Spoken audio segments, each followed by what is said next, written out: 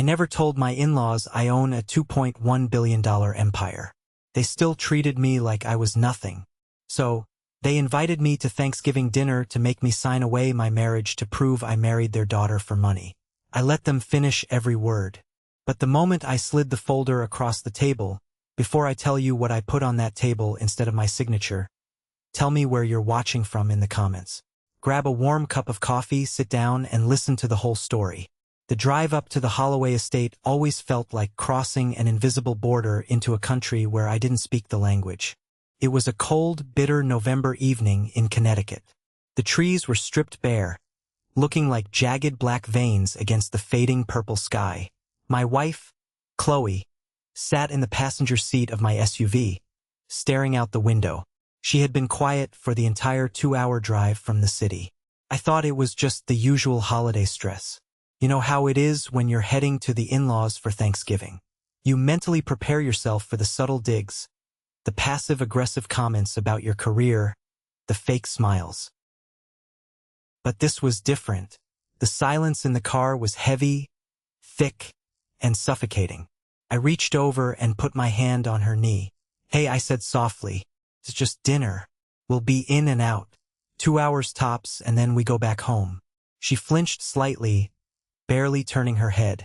"Yeah, 2 hours." I didn't push it. I kept my eyes on the road as we pulled up to the massive wrought iron gates of the estate. A security guard in a heated booth checked my name on a clipboard, giving my 5-year-old SUV a look of mild disgust before pressing the button to let us in. The driveway was a long, winding path of crushed white gravel that crunched loudly under the tires. The house itself was a sprawling stone mansion that looked less like a home and more like a fortress.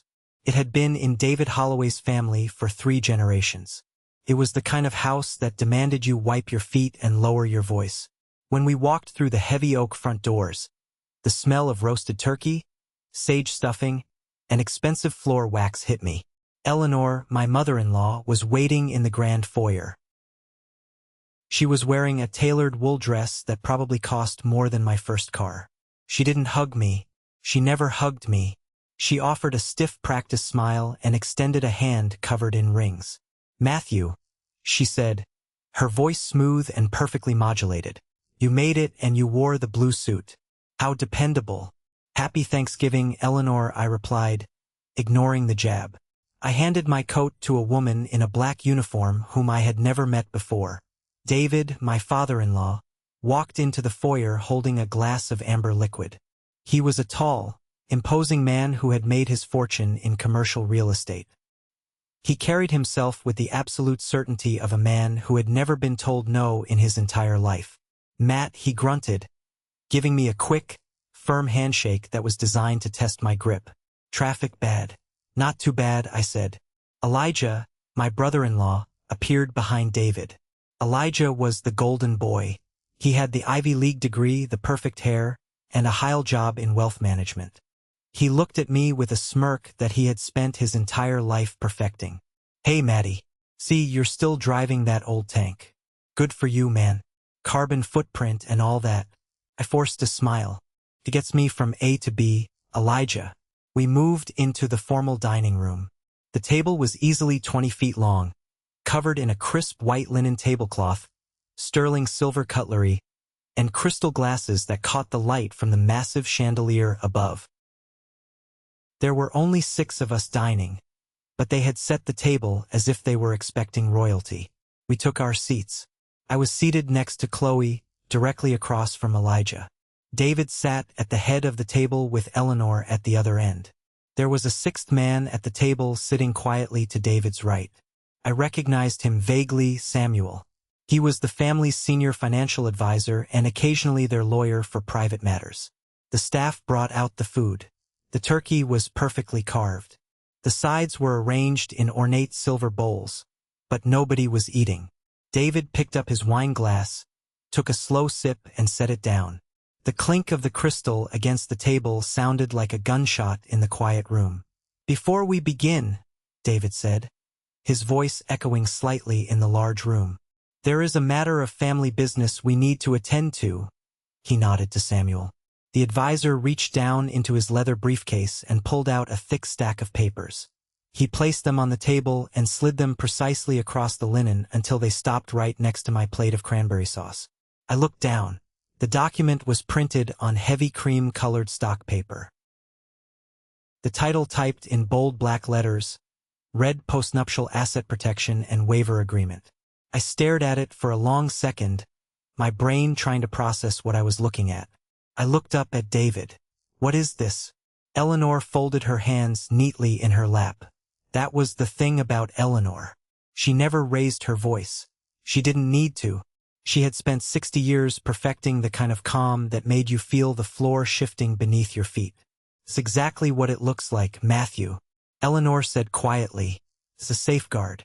Sign it before dessert or I promise you David will have his legal team file the annulment and divorce papers by Monday morning. The silence in the room was absolute. I looked at the document again. 14 pages drafted by the most expensive family law attorney in Connecticut. Designed to strip me of every single marital asset if my wife and I ever separated. They had placed a silver pen right next to it like it was a piece of silverware. I turned to my right to look at Chloe. I expected to see shock on her face. I expected her to stand up, to yell at her parents, to grab my hand and tell me we were leaving, but she didn't move. She was staring down at her lap, her face pale, her hands trembling slightly. Chloe, I whispered. She wouldn't look at me. She just swallowed hard and kept her eyes glued to the table. Across from me, Elijah let out a low chuckle. Don't look at her, Matt. Look at the paper. It's time to face the music to understand how we ended up at this table playing this twisted game of financial Russian roulette. You have to understand where I came from. Because the Holloway family looked at me and saw a category, not a person. They saw my background and they made their assumptions. I wasn't born into a family with a name that opened doors. I didn't grow up in houses with grand foyers or security gates. I grew up in a cramped two-bedroom apartment in Akron, Ohio. The kind of neighborhood where you locked your doors twice and the heater sounded like a dying car engine all winter. If it broke down in January, you slept in your winter coat and prayed for an early spring. My father walked out on us when I was 4 years old. I don't remember much about him, just the sound of the door slamming and the loud silence that followed. It was just me and my mother. She worked double shifts at a local diner, carrying heavy trays of meatloaf and coffee until her feet swelled and her back ached. I remember sitting at our tiny scratched kitchen table late at night, doing my homework under a flickering bulb while she sat across from me, rubbing her temples and counting dollar bills and quarters from her tip jar. She was trying to see if we could afford fresh vegetables that week or if we were eating canned beans again. She didn't have a college fund set up for me. She didn't have an inheritance to pass down. What she had was grit. She taught me that nobody in this world owes you a damn thing. You earn your keep. You respect people. And you never ever let anyone make you feel small just because your pockets are empty. When I was 21, my mother got sick. Really sick. The kind of sickness that drains whatever small savings you have and leaves you with nothing but medical bills and despair. I was a junior in college studying computer science on a partial scholarship and working 2 jobs to cover the rest. I dropped everything to take care of her. I remember the day of her funeral. It was pouring rain. There were only 6 people there, mostly her old coworkers from the diner. I stood by her grave in a cheap, ill-fitting black suit I had bought at a thrift store. The rain soaked through my thin shoes. I stood there shivering, looking at the cheap headstone, and I made a promise to her. I promised her I would build something real, something lasting.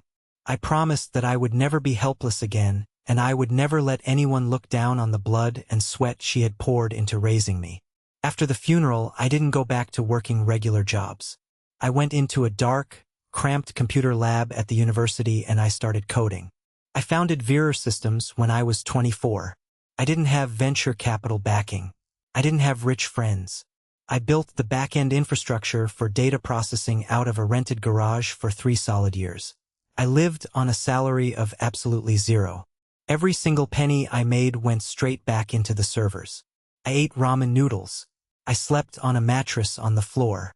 And I worked 18-hour days. I was terrified of failing, but I was infinitely more terrified of going back to the life of counting quarters at a kitchen table.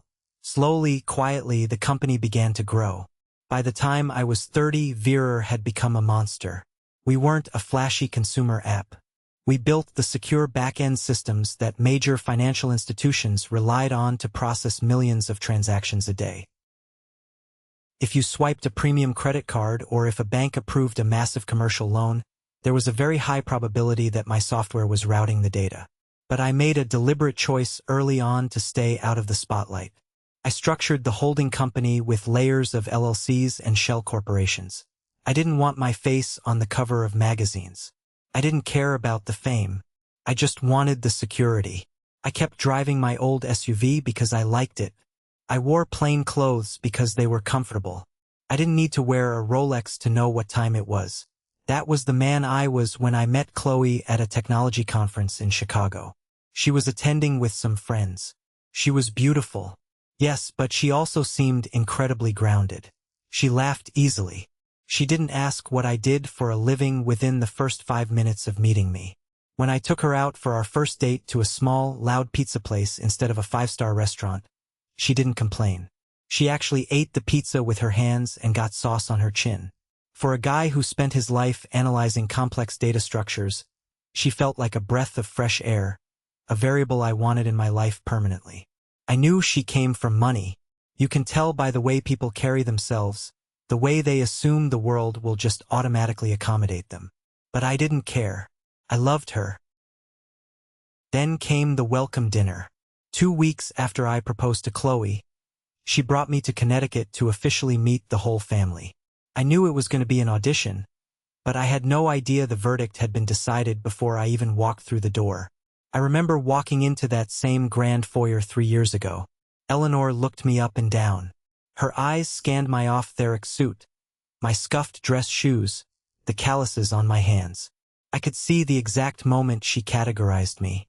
After the dinner, which was full of polite, interrogating questions from David about my little computer business, Eleanor pulled me aside. She asked me to join her in the library. The library was a massive room smelling of old paper, leather bindings, and expensive scotch. She sat across from me in a wing-back chair, resting her hands on her lap. "I want to be honest with you, Matthew," she had said using that quiet, terrifying voice, "because I think honesty is a form of respect. Chloe is generous. She loves easily. She trusts easily. Those are beautiful qualities in a person, but they are also vulnerabilities. You are from a very different environment. You didn't grow up with the burden of legacy." I sat perfectly still. "I grew up with different burdens, Eleanor," she offered a thin, patronizing smile. "I'm sure you did, and I'm sure you are very ambitious. But I need you to understand that this family will always protect itself. We built this wealth and we guard it. Whatever your intentions are, and I will take you at your word that you love my daughter. I need you to know that we are watching. We do not tolerate opportunists." She didn't ask about my company. She didn't ask about my dreams or my character. She looked at my zip code. She looked at my cheap suit, and she labeled me a gold digger. I had left that room, walked out into the cold night air, and sat in my car for 20 minutes before driving back to the hotel. I gripped the steering wheel so hard my knuckles popped. I thought about my mother. I thought about the executives who worked for me, the hundreds of employees who relied on my vision. And I thought about telling Eleanor exactly who she was dealing with. I wanted to crush her arrogance right then and there, but I didn't. I looked at Chloe, who was waiting for me, looking so hopeful, and I swallowed my pride. I told myself that they were just protective parents. I told myself that over time, if I just kept my head down, treated their daughter like a queen, and showed them respect, they would come around. They would see the man I truly was. That was my biggest mistake. I assumed they possessed the capacity for respect. The next 3 years of my marriage were a masterclass in psychological endurance. To the outside world, I was the lucky guy who married up. Inside the walls of the Holloway estate, I was a ghost. I was a punchline. Every family gathering, every holiday, every forced Sunday dinner was the same. David would hold court, talking loudly about the real estate market. Elijah would boast endlessly about his latest promotion at Trident Advisory, the high-profile clients he was managing, the bonus he was expecting. "You should see the new Porsche I'm looking at, Matt," Elijah would say, swirling his scotch. "Of course, you probably wouldn't appreciate the engineering. Takes a certain kind of palate. How's the IT repair business going? You guys fix printers yet?" I would just smile and take a sip of my water. "We're managing, Elijah. Keeping the lights on. Good for you, buddy." He would patronize, clapping me hard on the shoulder. Honest day's work for an honest day's pay. When Christmas came around, David bought Elijah a vintage Rolex. Eleanor bought Chloe diamond earrings. They handed me an envelope with a gift card to a chain steakhouse. It wasn't about the money. It was the message. The message was, "You are not one of us. You are a charity case we tolerate for our daughter's sake." Chloe tried to intervene at first. During the first year, she would argue with her mother, telling her to be nicer to me, but the whole family gravity was too strong. They slowly, patiently worked on her. They would make subtle comments when I wasn't around. They would plant seeds of doubt. "Are you sure his business is viable? He doesn't seem to be making any real money. You might have to support him forever, Chloe." Over time, she stopped fighting. She just wanted peace. So, she asked me to just absorb it. "Just ignore them, Matt. It's just how they are." So I absorbed it. But while I was sitting quietly at their dining table, letting them insult my intelligence, I was aggressively conquering their world out in the corporate battlefield. Vera Systems wasn't just growing, it was devouring everything in its path. We began acquiring smaller fintech companies. We expanded into algorithmic trading infrastructure. We started buying up distressed debt portfolios. I worked with my brilliant CFO Caleb, building an empire from the shadows. The last public valuation of Vera Systems, buried in a deep-dive financial report in the Wall Street Journal 14 months ago, was $2.1 billion. The entire Holloway family net worth, combining David's commercial properties, their investments, and the estate we were sitting in, was roughly $400 million. They were proud, loud millionaires. I was a silent billionaire. I could have bought their entire existence and liquidated it before lunch, and it wouldn't have even made a dent in my balance sheet. About 18 months ago, David's real estate firm made a massive miscalculation on a commercial development. They were heavily overleveraged and the market shifted. He needed liquidity, and he needed it fast to keep his properties from going into foreclosure. He scrambled and managed to secure a $12 million commercial credit line to refinance 3 of the Holloway Group's crown jewel properties. The lending institution that threw him that lifeline was Meridian Capital Partners. What David didn't know, what he couldn't possibly have known because he never bothered to look past his own nose, was that 2 months prior to that panic loan, Vera Systems had quietly acquired a controlling interest in Meridian Capital. I literally owned the debt on my father-in-law's legacy. I held the note to the Holloway empire. When Caleb brought me the paperwork for the acquisition and I saw the Holloway loan in the portfolio, I didn't celebrate. I just put the file in my private safe. I had no intention of weaponizing it. I believed in keeping business and family separate. I still stubbornly held on to the hope that one day David would shake my hand like a man and respect me for being a good husband to his daughter. But sitting here at the Thanksgiving table, staring at a 14-page document designed to humiliate me, I realized that day was never going to come. Let's go back to the dinner table, to the exact moment the trap was sprung. "You're quiet, Matthew," David sneered, leaning forward. "Not used to seeing legal documents. Or maybe the big words are confusing you." I looked up from the paper. "I'm just wondering what prompted this sudden need for a postnup after 3 years of marriage." Elijah let out a sharp laugh. He reached into the inside pocket of his expensive tailored jacket and pulled out a single sheet of paper, folded into thirds. He tossed it onto the table. It landed right on top of the postnup. "We didn't just pull this out of thin air, Matt," Elijah said, his eyes gleaming with malicious joy. "We're finance guys. We do our due diligence. If my sister is going to be tied to a sinking ship, we have the right to know how deep the water is." I reached out and unfolded the paper. It was a tax filing. A corporate revenue report for a small LLC registered under my name. The total gross revenue listed for the previous fiscal year was exactly $48,000. My heart didn't race, turn to ice. It wasn't panic that hit me. It was the sudden, sickening realization of betrayal. This specific document didn't belong to Vera Systems. It belonged to a tiny shell entity I had set up years ago specifically to handle minor administrative expenses, paying independent contractors for office maintenance, things like that. It had absolutely zero connection to my actual operating revenue. But there was only one person outside of my inner circle at Vera who had the security clearance to access this specific administrative file. Joseph. Joseph was a guy I went to college with. We shared a dorm room. When I started the company in the garage, he used to bring me coffee. A few years ago, he was going through a rough divorce and lost his job. He called me crying, begging for help. I created a mid-level accounting manager position for him just to get him back on his feet. I paid him a great salary. I invited him to my wedding. I trusted him. But Joseph always had a chip on his shoulder. He hated seeing me succeed while he struggled. He was always complaining, always looking for a shortcut. I stared at the $48,000 figure on the page. I knew exactly how Elijah got this. Elijah worked at Trident Advisory. He had the network. He must have figured out Joseph worked for me, taken him out to a fancy steakhouse, poured a few expensive drinks down his throat, and offered him a massive payout or a guaranteed job at Trident in exchange for dirt on me. And Joseph, the guy whose kids' Christmas presents I bought 2 years ago, sold me out for 30 pieces of silver.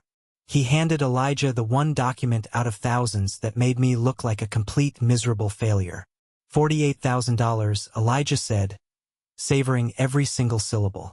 That's your grand empire. That's your life's work. You can't even afford the property taxes on Chloe's house, let alone support her. You are a fraud. He pointed a finger at me across the table. You've been lying to her this whole time, pretending to be some CEO going to your little office every day while you're barely making minimum wage. You're a parasite, Matt.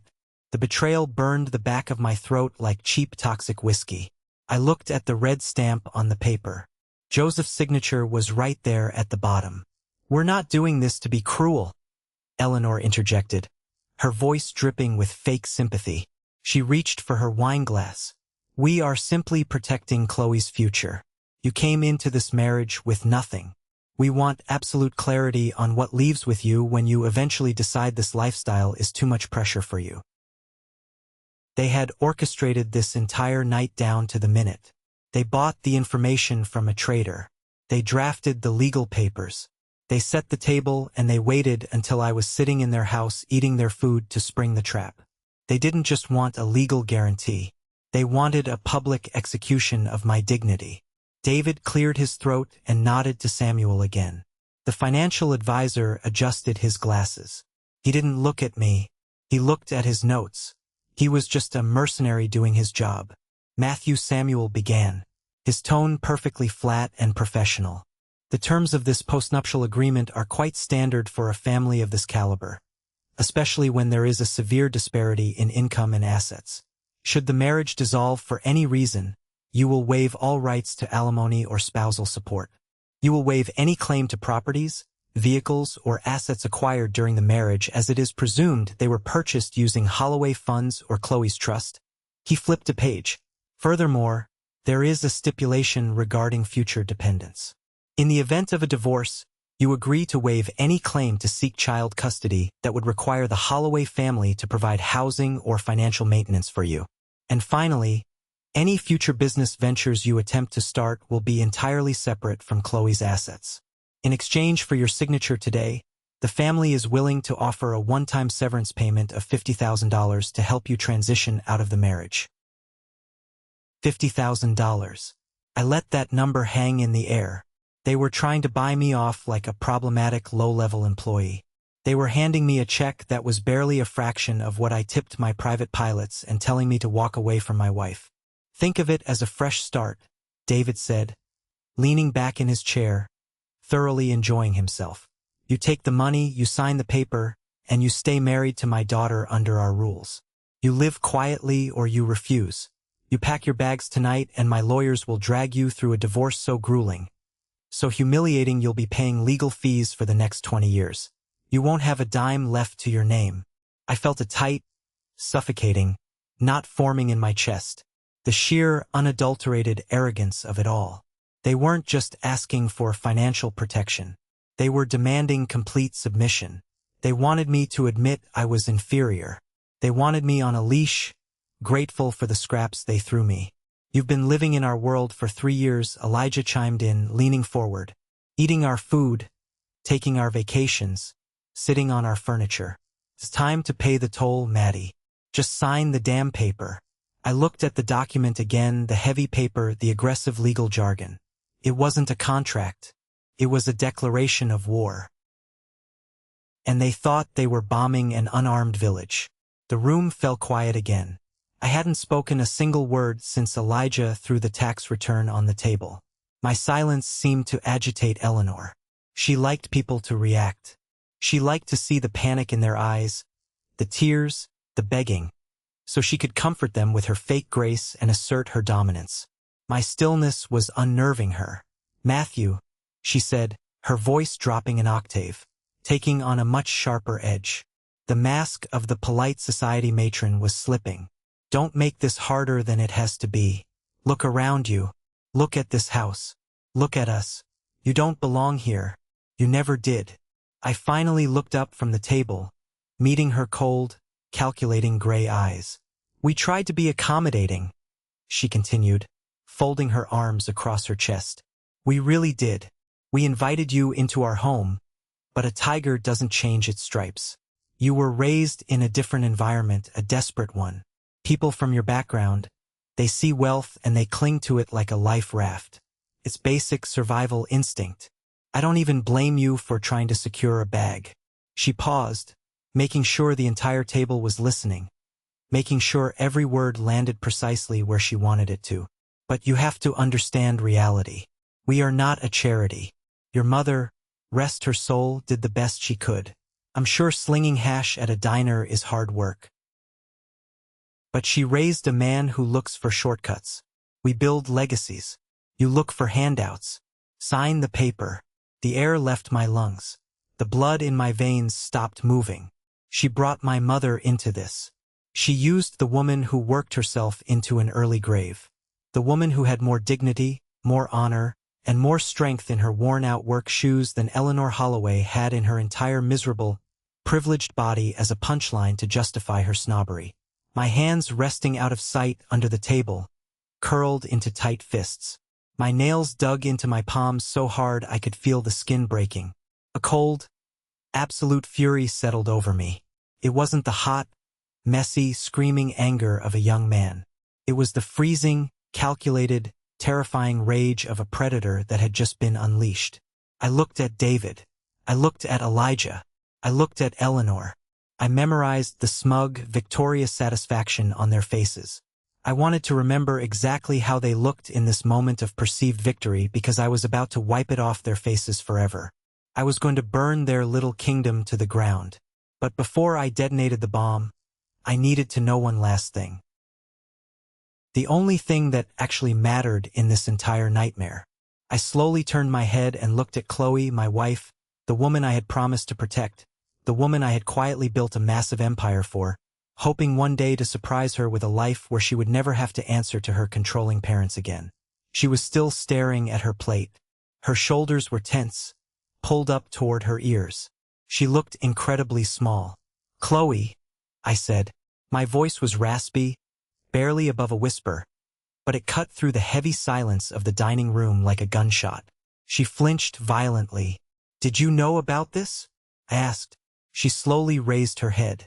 Her eyes were red, brimming with tears that she was trying desperately not to spill. She looked terrified, but the heartbreaking truth was, she wasn't terrified for me.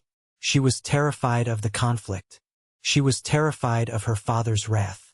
Matt, please, she whispered, her voice trembling so badly she could barely get the words out. Just do what they ask. It's just a formality. It doesn't change how I feel about you. It's just paper. It just makes them feel secure. Please don't fight them. I stared at her. I searched her eyes for any sign of fight, any sign of loyalty, any spark of the woman I thought I had married. I looked for the woman who ate pizza with her hands and laughed at my jokes. There was nothing. Just a scared little girl who would rather throw her husband under a bus than stand up to her family. You knew, I stated. It wasn't a question anymore. The realization hit me like a physical blow to the stomach.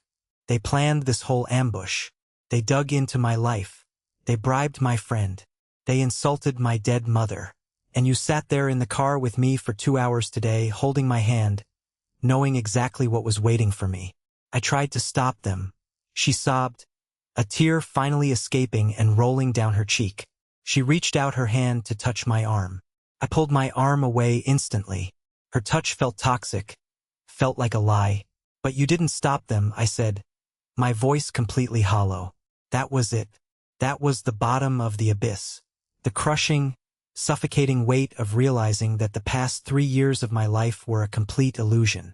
I had been fighting a silent war to prove my worth to a family that was fundamentally incapable of valuing me. For a woman who wouldn't even stand by my side in the trenches. The last tether holding me to this family. The last shred of obligation I felt toward this marriage simply snapped. There was nothing left to protect. Time seemed to slow down. I sat there in the massive dining room surrounded by antique silver, imported flowers, and toxic people. And I felt incredibly beautifully clear-headed. For 3 years I had played their game. I had worn the cheap suits so I wouldn't threaten Elijah's ego.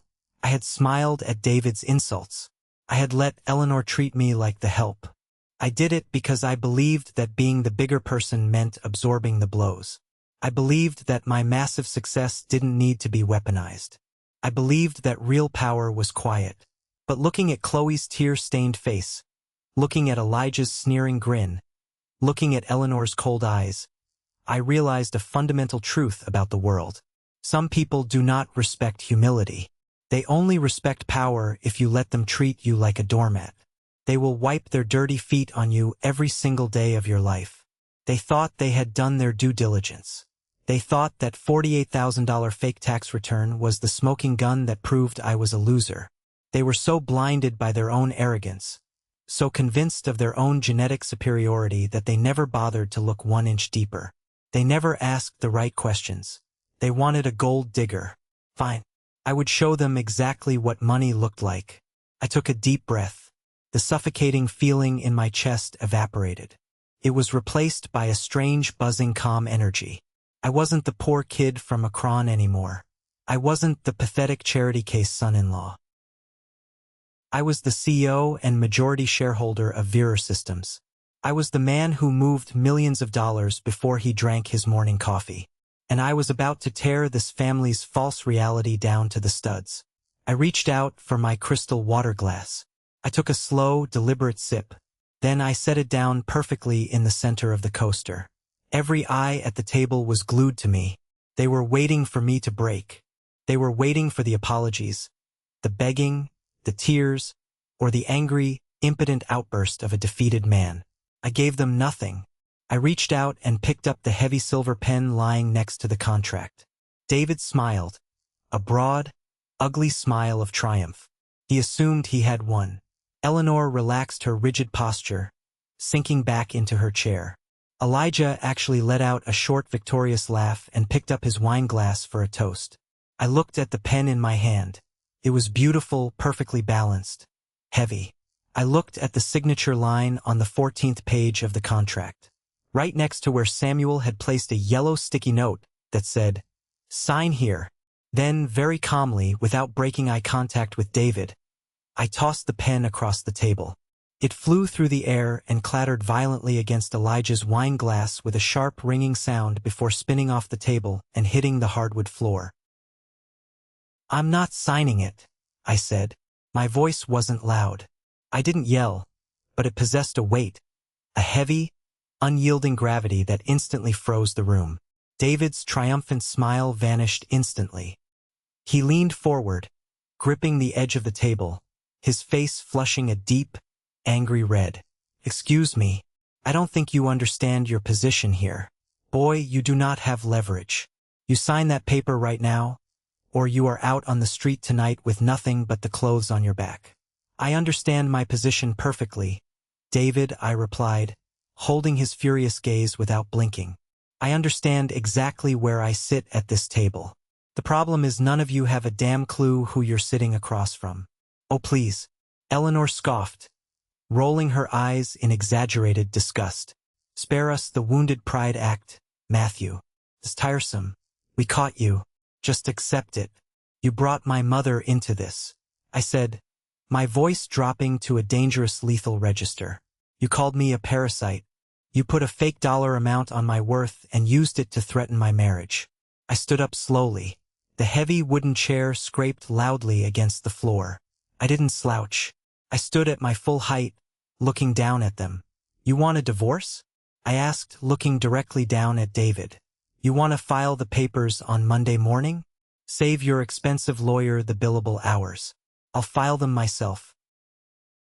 Chloe gasped loudly, burying her face in her hands and sobbing.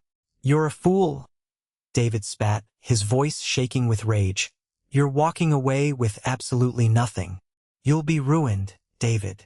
I said, a grim, humorless smile forming on my lips. I walked into this house with more power than you have accumulated in your entire lifetime. You just never bothered to ask the right questions. Elijah slammed his hand flat on the table, rattling the silverware. He stood up, squaring his shoulders, trying to physically intimidate me across the linen. Who do you think you are? Elijah barked, his face contorted with anger and disbelief. You're a fraud, Matt. You're a broke, pathetic loser trying to play tough guy. We have the documents. We have your tax returns. You make 48 grand a year. You're nothing. You hear me? Nothing. He reached into his pocket and pulled out his phone, waving it at me like a weapon. You want to play hardball? Fine. I'm calling my lawyer right now. We'll have security throw you out of here for trespassing. Call him, I challenged, not taking a single step back. My voice was eerily calm. In fact, put him on speaker. I'd love to hear his legal advice when the dust settles in about 5 minutes. Samuel, the financial advisor, stood up nervously, holding his hands out in a placating gesture, trying to de-escalate the situation. Matthew, please. Emotions are running incredibly high right now. Let's all sit down and approach this logically. Posturing and making threats won't change the financial reality of the situation. You're absolutely right, Samuel, I said, turning my head to look at him. Posturing doesn't change reality. Data changes reality, and your data is fundamentally flawed. Don't listen to him. Eleanor snapped, finally losing her cool, collected composure. Her voice was shrill. He's bluffing. He's cornered and he's lying. He has nothing. Get him out of my house, David. Right now, I'm leaving, I said. But before I walk out that door, I'm going to leave you a little holiday gift. You wanted full transparency regarding my finances. You wanted to know exactly what leaves with me when this marriage ends. I bent down and grabbed the leather briefcase I had brought with me. I placed it squarely on top of their pristine white linen table right next to the roasted turkey and the crystal glasses. What are you doing? David demanded, pointing a thick finger at me. Get that cheap bag off my table. I ignored him. I pulled my phone out of my pocket. I opened my secure messaging app and found the thread with Caleb, my chief financial officer. Caleb had been on standby all night. He knew this dinner was going to go south. He just didn't know how fast or how ugly it would get. I typed a 2-word message, activate protocol. I hit send. The trap was sprung. Then I looked across the table at Elijah. He was still holding his phone, looking slightly confused, trying to figure out if he should actually dial the lawyer or not. His arrogance was starting to crack just a little bit, replaced by a tiny sliver of doubt. Elijah, I said, my voice dead calm, cutting through the tension. You work at Trident Advisory, right? Senior VP of Investments. Big shot handling the massive portfolios. He sneered, gripping his phone tighter. You know exactly what I do, and it's a hell of a lot more important than whatever fake IT gig you pretend to run. You're right, I nodded slowly, deliberately. It's a very important job, especially when you're managing private family portfolios and dealing with SEC regulations. Do me a favor, Elijah. Open the web browser on your phone. I'm not playing games with you, Matt, he spat. Do it, I commanded. The sudden, Overwhelming authority in my voice made him physically hesitate. Just humor him, Elijah, David growled, crossing his arms. Let him make a fool of himself before we throw him out into the cold. Elijah aggressively tapped his screen, opening his mobile browser. He glared at me. Fine. What? Type in Vera Systems, I instructed. Then click on the Wall Street Journal article from last month regarding their latest corporate acquisition. Read it. Elijah typed furiously, shaking his head in disgust. Vera Systems, whatever. You probably fixed their broken printers. His voice trailed off. The dining room went dead silent. The only sound was the ticking of the grandfather clock in the hallway. I watched his eyes scan the bright screen of his phone. I watched the arrogant, mocking smirk slowly melt off his face, replaced by a look of sheer, unadulterated confusion. He blinked hard. He brought the phone closer to his face, squinting as if the words on the screen were written in a foreign language. His mouth opened slightly. What? Elijah whispered. The color rapidly drained from his cheeks, leaving him looking sickly and pale. This is a typo. This has to be fake. This is a joke. What is it? David asked, leaning over, his brow furrowed in sudden concern. Elijah slowly looked up from the screen. He looked at me. His hands were visibly trembling. The golden boy wasn't looking so golden anymore. He looked like a man who had just stepped on a landmine and heard the click. Read it aloud. Elijah, I said, popping the brass locks on my briefcase with a sharp, echoing click. Read the name of the founder and CEO of Vera Systems and read the company's valuation to your father. I slid a thick, heavy manila folder out of my briefcase and held it in my hand. The storm had arrived. Elijah's eyes were locked onto the screen of his phone. His breathing had completely stopped. He looked like a man who had just been thrown out of an airplane without a parachute, watching the ground rush up to meet him. Elijah, David barked, his voice laced with sudden sharp anxiety. What does it say? Read it. Elijah couldn't form the words. His jaw worked up and down, but no sound came out. He slowly lowered the phone, his hands shaking so violently that the device almost slipped from his grip. He looked at me, and for the first time in 3 years, the sneer was gone. The condescension was gone. There was only absolute naked terror in his eyes. Give me that, David snapped, snatching the phone directly out of his son's hand. David adjusted his reading glasses and looked at the screen.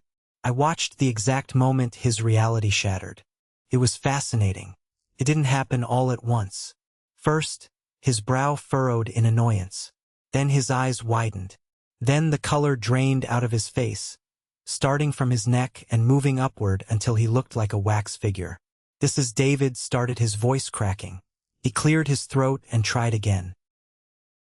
This says Vera Systems was recently valued at $2.1 billion. And it names Matthew as the sole founder and majority shareholder.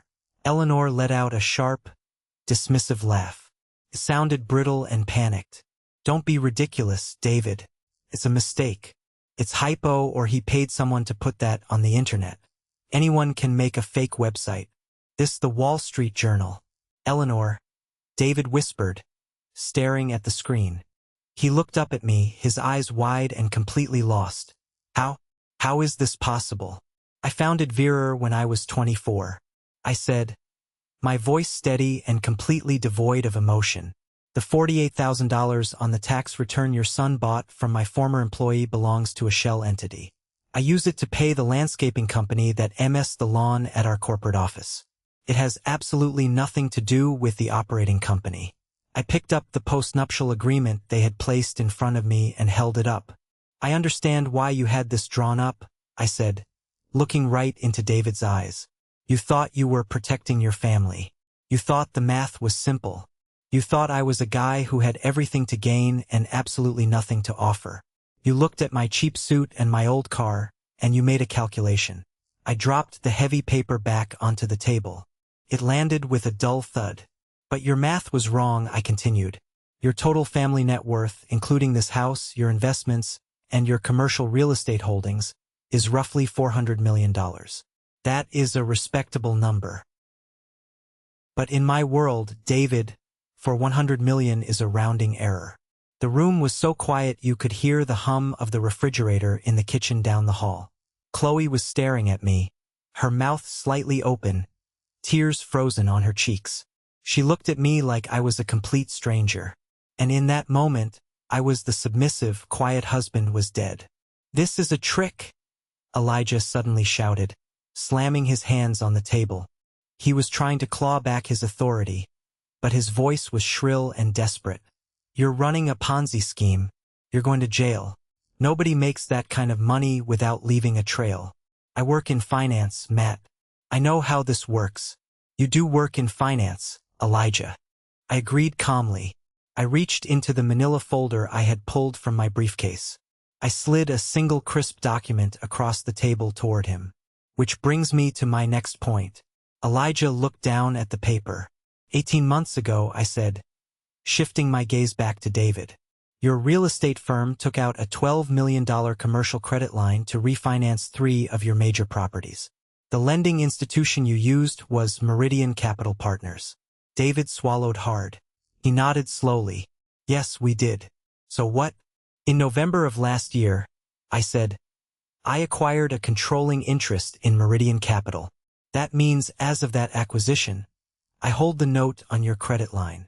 David physically recoiled. He pushed himself back in his chair, putting distance between himself and the table. "The line is in technical default as of 30 days ago." I continued, my voice merciless and flat. "The balloon payment due last month was missed. Not by much, David, but missed. Under the terms of the loan agreement you signed, I have the legal right to call the entire loan due immediately. If you cannot pay the $12 million in cash by tomorrow morning, I have the right to seize the 3 properties you put up as collateral." "You can't do that," David gasped, his chest heaving. "Those properties are the anchor of my entire portfolio. If you take those, the whole company collapses. The cross-sea collateralization will trigger defaults on every other loan I have." "Sit down, David," I commanded. The authority in my voice was so absolute, so heavy that David Holloway, a man who had commanded rooms for 40 years, actually sank back into his chair. "I am not calling the loan," I said. "I have no interest in destabilizing your company. I have no interest in your money. What I have is documentation. And what I want is for every single person at this table to understand exactly what the actual power dynamic in this room looks like." I turned my attention back to Elijah. He was still staring at the piece of paper I had slid toward him. He was sweating now. Actual beads of sweat were forming on his forehead. "Since we are so focused on due diligence tonight," I said, leaning forward slightly, "let's talk about the account you've been running through Trident Advisory." Elijah's head snapped up. His eyes were wide with pure panic. "Don't. You manage a private offshore fund for 3 high net worth clients." I stated I wasn't asking. I was telling him, over the last 6 months, that account made a series of highly aggressive, perfectly timed trades on Pelios Farmer right before their FDA filing timeline was announced. Samuel, the financial advisor, suddenly sat up very straight. He knew exactly what I was talking about. Trading ahead of an unannounced FDA filing is a federal crime. "The source of your information," I continued, "was a contact you have at Strickland Financial. You paid him under the table to leak the timeline." "That's a lie." Elijah choked out. "You have no proof of that. You're making things up to scare us." "Strickland Financial was acquired by one of my subsidiary companies in September." I said softly. "Their internal communications, their server logs, their employee emails are all now subject to Veer Systems compliance review. We found the emails, Elijah. We found the wire transfers from your offshore account to his." Eleanor grabbed her husband's arm. "David, what is he saying? Make him stop talking." I forwarded the complete file, including your email correspondence and the transaction history, to the Securities and Exchange Commission's whistleblower division 6 days ago. I said. The silence that followed wasn't just quiet. It was the sound of a life ending. Elijah opened his mouth, but no words came out. He looked at his father. He looked at his mother. Then he looked at the front windows of the dining room. The heavy drapes were pulled back. Through the glass I could see the long dark driveway. and moving slowly up that driveway were two sets of bright headlights. That would be the federal compliance team, I said, looking out the window. They are not here for turkey. Two black Porsche Cayennes pulled up to the front of the house, parking at sharp angles to block the driveway. The doors opened and several men and women in dark suits stepped out into the cold night air. "This is insane," Eleanor screamed, finally shattering her calm facade. She stood up, her chair crashing to the floor behind her. "You cannot do this in my home. We are the hallways. David, do something." I authorized a voluntary disclosure with the SEC. I explained calmly, ignoring her screaming, "Because my company now owns the entity that facilitated your son's crime. I was legally obligated to report it. They asked me to be present for the initial interview. I suggested they do it here at the house to keep it out of the public eye. You should be thanking me, Elijah. If they picked you up at your office on Wall Street, you'd be on the evening news by 6 o'clock. The front doorbell rang. It was a loud melodic chime that echoed through the massive house. It sounded like a funeral bell. "I want to be very clear," I said, standing up and buttoning my suit jacket. "I did not engineer this dinner.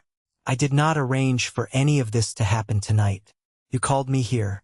You put that document next to my plate. You chose to ambush me.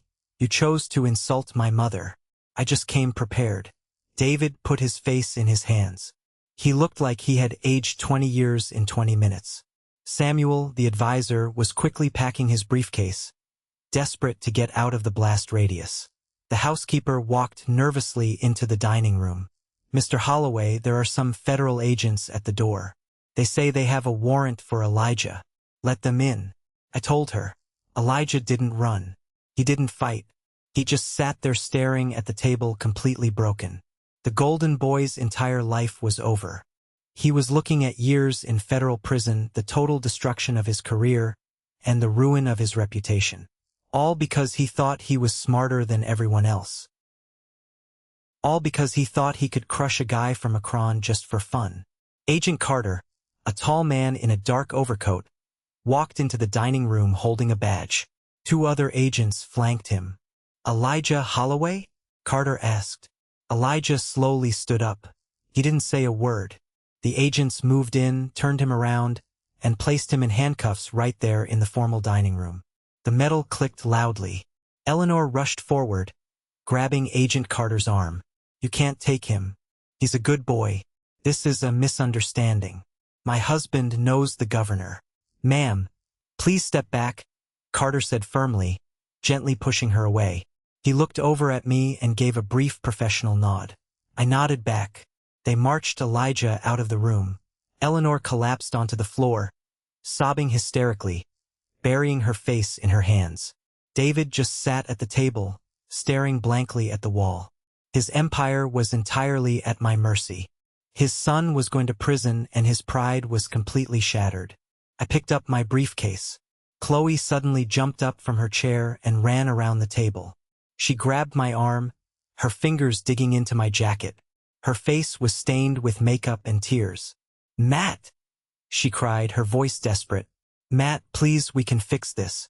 I didn't know it was going to be like this. I love you. Please don't leave me. We can go home. We can forget all of this." I stopped and looked down at her hand, gripping my arm.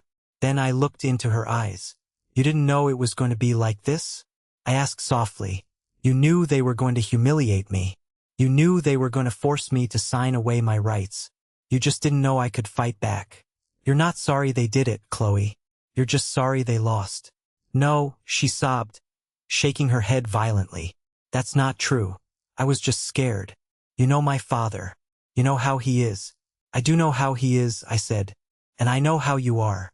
You made your choice in the car ride over here. You made your choice when you looked down at your plate instead of standing up for your husband."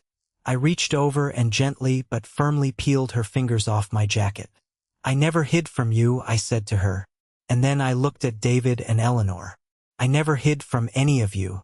I was right here the whole time. You just never bothered to look." I turned around and walked out of the dining room. I didn't look back. I walked through the grand foyer, past the stunned housekeeper and out the heavy oak front doors. The November air was brutally cold, but it felt incredibly clean. It felt like waking up from a long, suffocating nightmare. The gravel crunched loudly under my shoes as I walked past the SEC vehicles. At the end of the driveway, waiting just outside the iron gates, was a black Rolls-Royce Phantom. My head of security and personal driver, Lincoln, was standing by the open rear door. He saw me coming and gave a slight nod. "Good evening, Mr. CEO," Lincoln said. "Evening, Lincoln," I replied, stepping into the warm, quiet interior of the car. "Let's go home." As we drove away, I looked out the tinted window. I saw the massive stone house sitting on the hill. Every window was lit up. It looked beautiful from the outside, but I knew the rot that lived inside those walls. I didn't feel triumphant. I didn't feel a massive rush of joy. I just felt a profound sense of relief. The burden of pretending to be someone lesser was finally gone. 6 months passed. A lot changes in 6 months when you completely alter the trajectory of your life. I was standing by the floor-to-ceiling windows in my corner office on the top floor of Vera Systems headquarters. The view of the city skyline was incredible. The morning sun was reflecting off the glass towers, painting the city in gold. The door to my office opened and Caleb, my CFO, walked in carrying a tablet. Caleb was the guy who had been with me since the garage days. He was fiercely loyal and brilliant. "Morning, Matt," Caleb said, dropping into one of the leather chairs. "Just went over the quarterly numbers. The Meridian Capital integration is complete. We're showing a 12% increase in overall revenue across the subsidiary board." "Good work, Caleb," I said, turning away from the window. "What about the Holloway situation?" Caleb sighed and scrolled on his tablet. "It's ugly. David Holloway filed for Chapter 11 bankruptcy protection yesterday. Without the Meridian credit line and with the bad press from Elijah's arrest, his other lenders got spooked and called their notes. The commercial real estate firm is going into receivership. He's liquidating his assets. They're putting the estate in Connecticut on the market next week." I nodded slowly. I didn't smile. It was just business. Actions have consequences. "And Joseph," I asked. "Fired from Trident Advisory the day after the dinner," Caleb replied. Turns out, when the SEC started digging into Elijah's files, they found all the emails Joseph sent him containing your fake tax documents. Joseph breached his confidentiality agreement with us. I had our legal team send a warning to every major accounting firm in the tri-state area. He is completely blacklisted. He's currently working night shifts at a warehouse. "Keep an eye on him," I said. "Don't let him near our systems again." "Understood," Caleb said, standing up. "You have a meeting with Gabriel at 10. The final paperwork." "Thanks, Caleb." At 10 o'clock, I walked into the conference room. My personal lawyer, Gabriel, was sitting at the table. Across from him sat Chloe and her attorney. Chloe looked entirely different. She wasn't wearing expensive designer clothes. Her hair wasn't perfectly styled. She looked tired. The stress of the last 6 months, her brother going to federal prison, her father losing his fortune, her mother falling into a deep depression had taken a massive toll on her. I sat down across from her. She couldn't meet my eyes. Gabriel slid a folder across the table. It wasn't 14 pages of threats. It was a standard, clean divorce settlement. As we discussed, Gabriel said to Chloe's lawyer, "Matthew is under no legal obligation to provide spousal support given the brevity of the marriage and the fact that all assets were acquired prior to the union under the Vera holding structure. However, Matthew has authorized a one-time severance payment of $500,000 to Chloe. It is enough to buy a modest condo and start over." Chloe's head snapped up. She looked at me, her eyes wide with shock. $50,000 was what they offered me to walk away with nothing. I was giving her $500,000, not because I owed her, not because I still loved her. I was doing it because I am not them. I do not kick people when they are completely destroyed. I believe in mercy, but I only offer it from a position of absolute strength. "Matt," Chloe whispered, her voice breaking, "you don't have to do this. I don't deserve this." "I know you don't," I said gently, "but you're going to need it. Take the money, Chloe. Buy a place. Figure out who you are without your parents whispering in your ear. Have a good life. She picked up the pen. Her hand was shaking just like it had been at the Thanksgiving table. But this time she signed her name. She pushed the paper back across the table, stood up, and walked out of the room. That was the last time I ever saw her. When I look back on that night, the night I slid that folder across the dining room table, I realized it wasn't just about money. It was never about the money. The money was just a tool. It was about respect. It was about knowing your own value. When the entire world is trying to tell you that you are worthless, the whole family thought that their zip code, their trust funds, and their country club memberships made them superior human beings. They thought they could print out a piece of paper and erase my dignity. But true power doesn't come from a trust fund. True power comes from the dirt. It comes from surviving the worst days of your life. It comes from building something with your own two hands while everyone else is sleeping. They looked at me and saw a guy in a cheap suit. They should have seen the guy who survived the midnight shifts, the empty bank accounts, and the terrifying leaps of faith. They should have seen the wolf hiding among the sheep. Thank you for sticking around and listening to my story. I know it was a long one, but it's a chapter of my life that fundamentally changed how I view the world. I hope this resonated with you in some way. We live in a society that constantly tries to put a price tag on our worth based on what we drive, what we wear, or where we came from. Never let anyone hand you a piece of paper and tell you what your life amounts to. Have you ever found yourself in a similar situation? Have you ever had to sit across the table from people who constantly underestimated you only to finally show them what you're really made of? Tell me about it in the comments below. I read them all. Now, if you made it all the way to this exact moment, you are part of a very small group. You are part of what I call the 1% Club. I want you to go down to the comments section right now and type the letter W. W stands for winner. That is our secret code. When I see that W, I know you are someone who appreciates the journey, someone who stays until the very end, and someone who understands that the best revenge is simply massive success.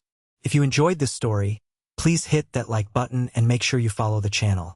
We have a lot more stories to share, and I want you to be here for the next one. Until then, keep building, keep working, and never let them see you.